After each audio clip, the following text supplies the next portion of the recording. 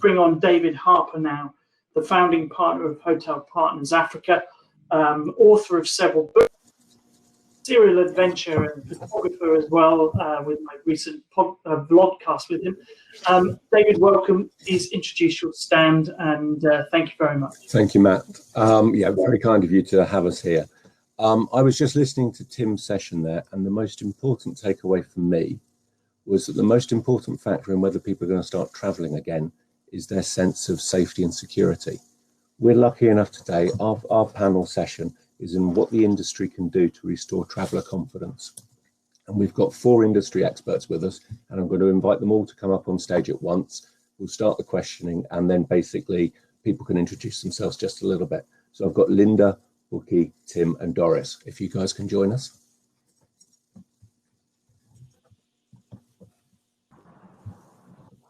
Hi, David. How are you doing? Pretty good. Hi, David. Hi, Bukky. Looks like it's all coming on nicely. Fabulous. I thought we could start with a really simple question. And that's basically speaking, what is our industry doing to restore confidence? How is it that we are going to get people to start believing that they can travel? And I think I'll start with you, Linda, if I can.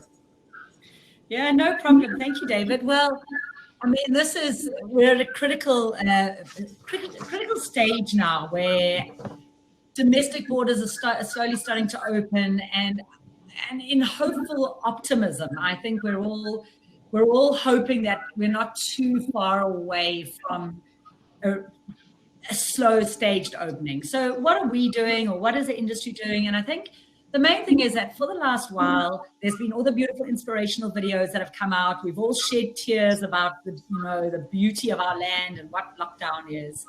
And now it's important to really restore that trust, to give our audience, our travelers a bit of a sense of security and surety that it is actually safe to travel, to be able to share, to be the space where we can share protocols, what hotels are doing, what airlines are doing, to really to use our audience for good, and to kind of use our messaging to portray that we are in a position to actually open travel again. Every time a new policy comes out, the fear comes back. So we've got to kind of be louder and more proactive in spreading safety and where safety is, and information, and which borders, which countries are opening.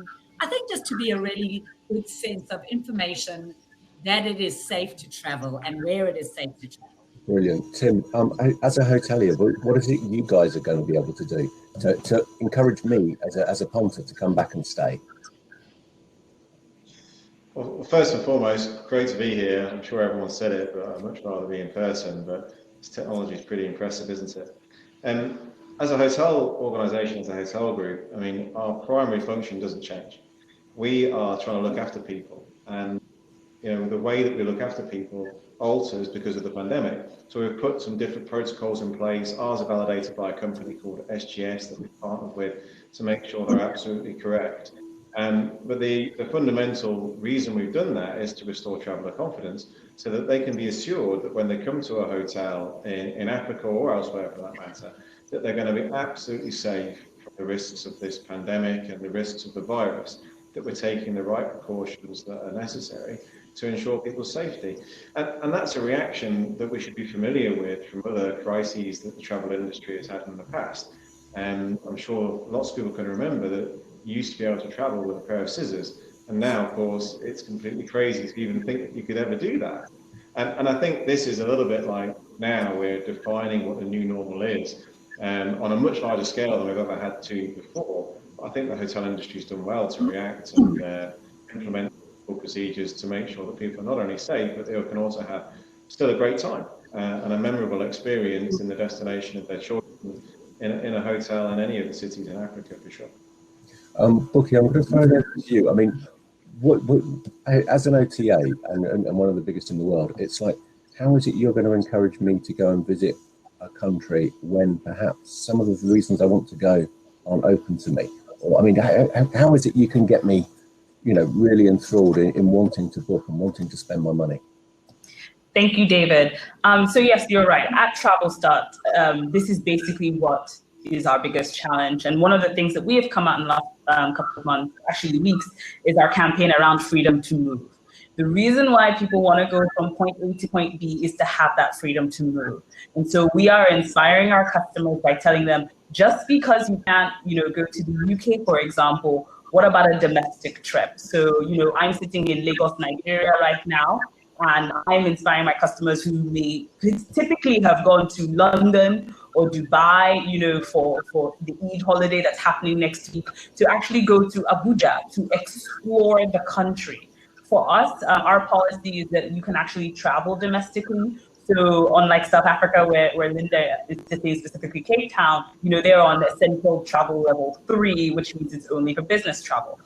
Have that regulation here in Lagos. So because we don't have that, I have the opportunity to get people like you, David, to actually try cities they've never been.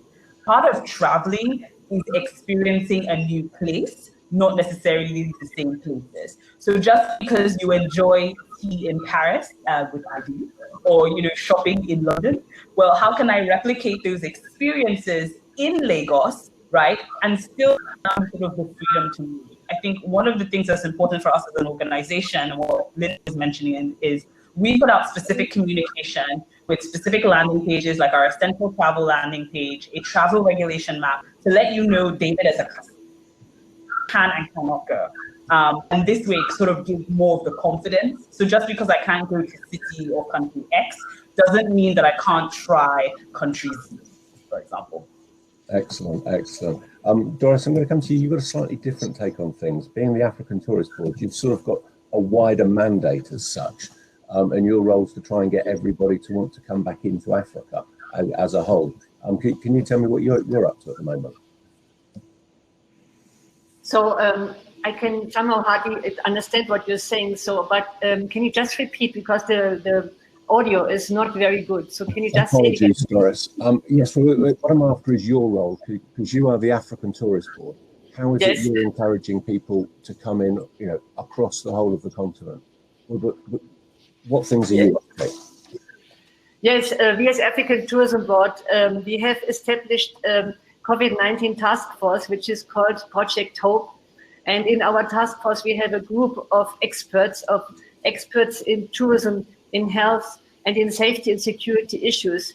And when we talk about the safety and security on the continent, it is about, we call it surety. That is how we defined it.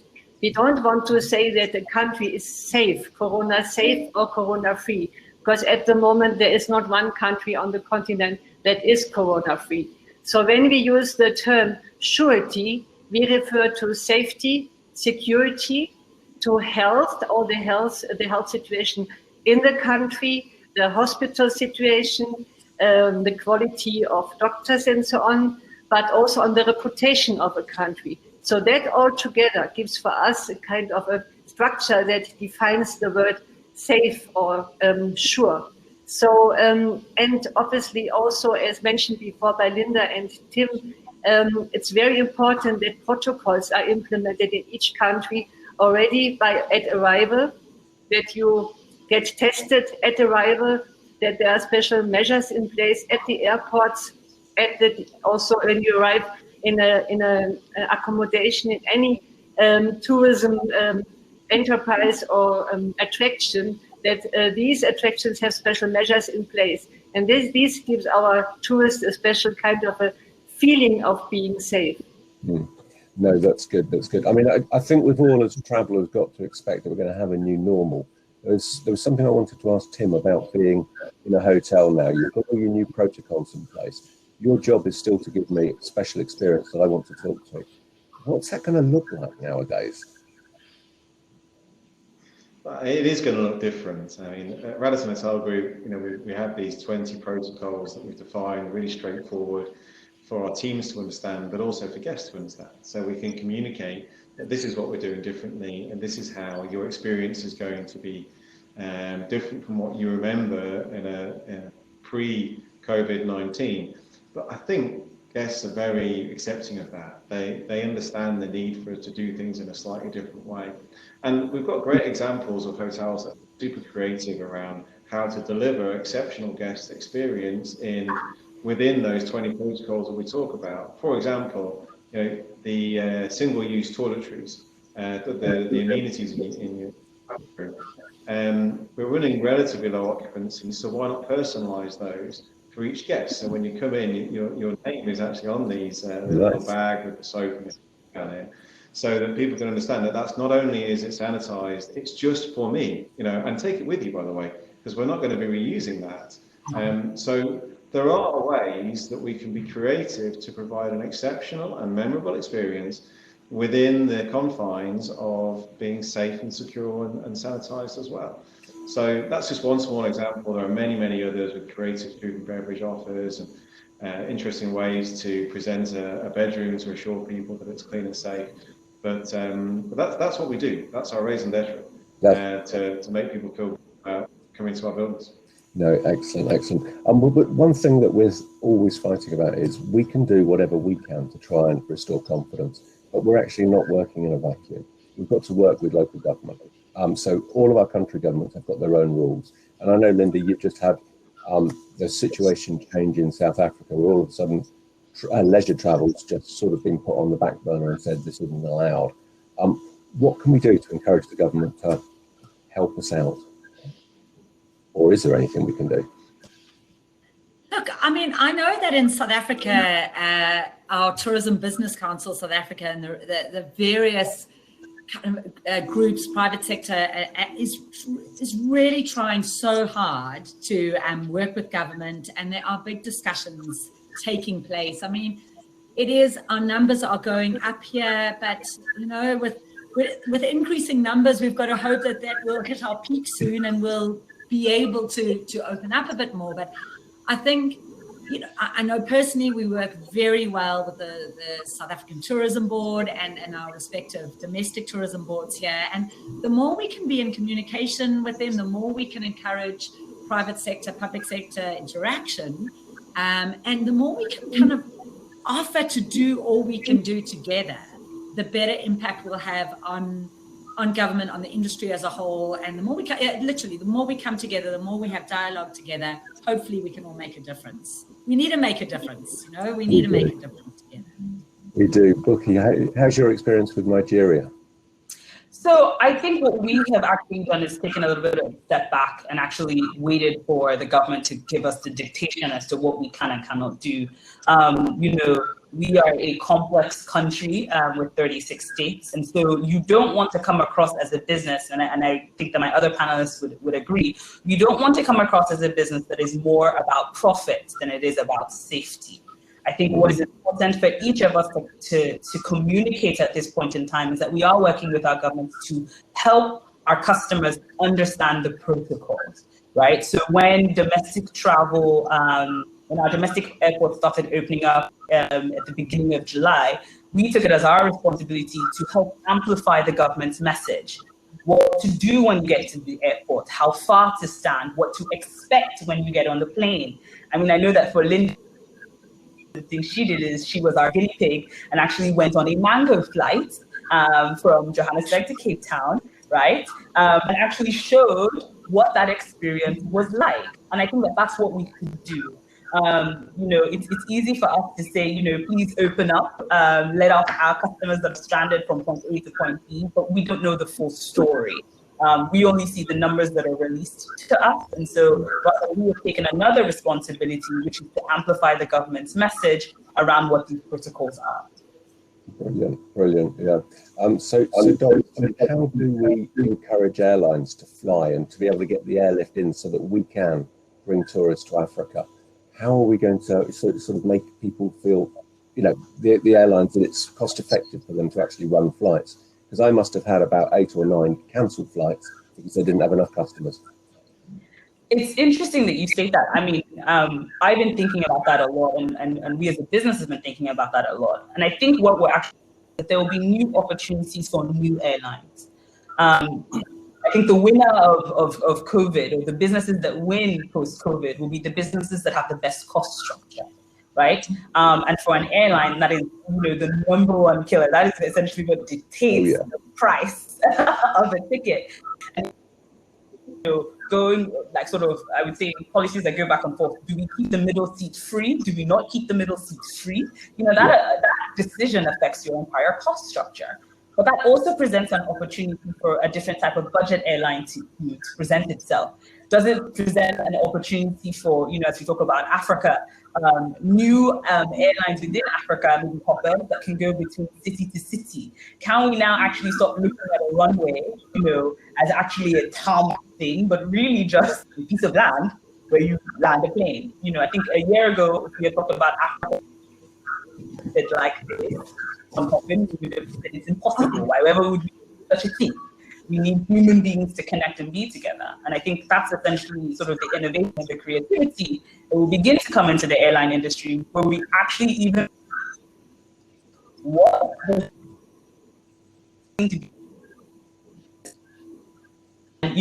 does that future plane even look like, and what do the seats look like? We're going to reinvent and reimagine everything. Okay, Doris, I've got a question for you, and this is in relation to how do we get source markets to want to fly to Africa. So, for example, at the moment, as a UK citizen, as was mentioned before, I can go to Mauritius or Seychelles, but none of the mainland African countries without having a 2-week quarantine period. Yet I can go to Spain, or I can go to Italy without a quarantine period, and they've got a lot higher rates of death.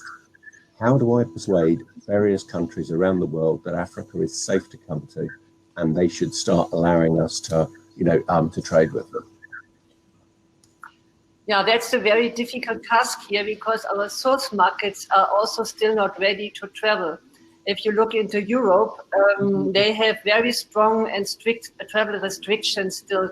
And for instance, the Europeans are only allowed to travel intra-Europe, but not travel outside of Europe.